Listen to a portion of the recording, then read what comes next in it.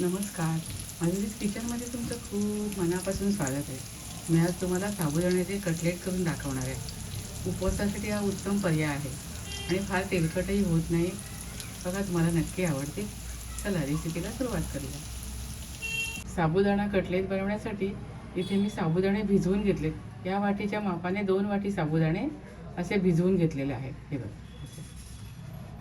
3 मध्यम आकाराचे बटाटे किसून घेतले. 1 वाटी शेंगदाण्याचं कूट घेतलं आहे. अर्धी वाटी राजगिऱ्याचं पीठ घेतलं आहे. 3-4 मिरच्यांचा ठेचा करून घेतला आहे. लिंबाचा रस घेतला आहे. मीठ घेतलं आहे आणि जिरं घेतलं आहे. भाजलेलं जिऱ्याची पावडर केली आहे. आता आपण हे सारं मिक्स करून घेऊया. प्रथम आपण साबुदाणे घेऊया.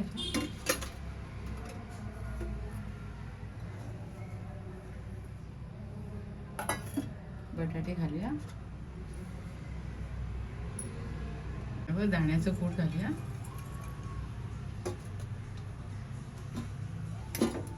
राजगिऱ्याचं पीठ आहे ते घालूया.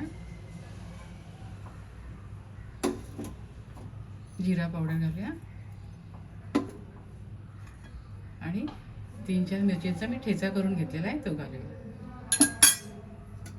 लिंबाचा रस घालूया.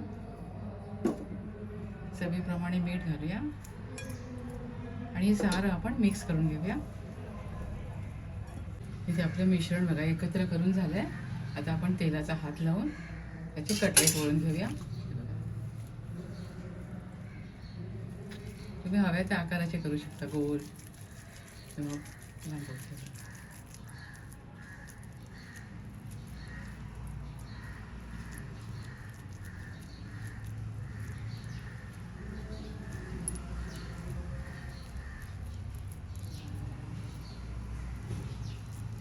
मी अशा प्रकारे सर्व कटलेट वळून घेते.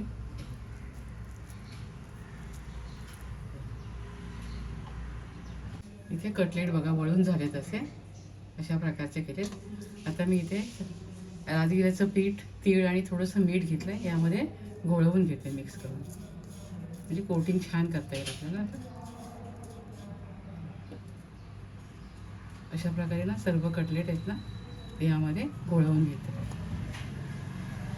इथे सर्व कटलेट मी राजगिऱ्याचं पीठ, थोडे तीळ आणि मीठ घालून त्याच्यात घोळवून घेतले. आता आपण हे फ्राय करायला घेऊया.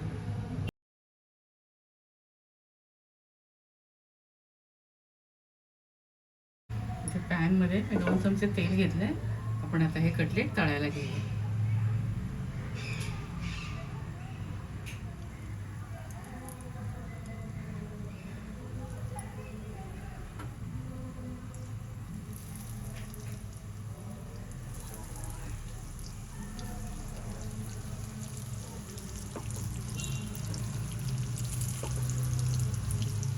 दोन मिनिटांनी उलटून घेऊया. हे 2 मिनिटं झाली आहेत. आपण कटलेट उलटून घेऊया.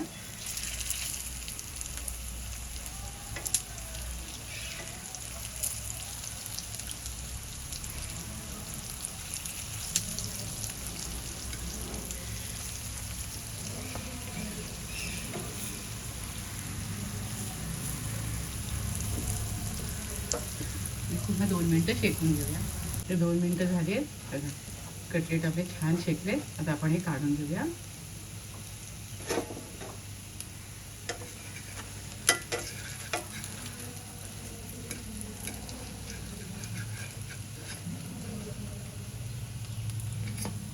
छान दिसतात ना आणि फार तेलकट होत नाही, एकदम छान होतात.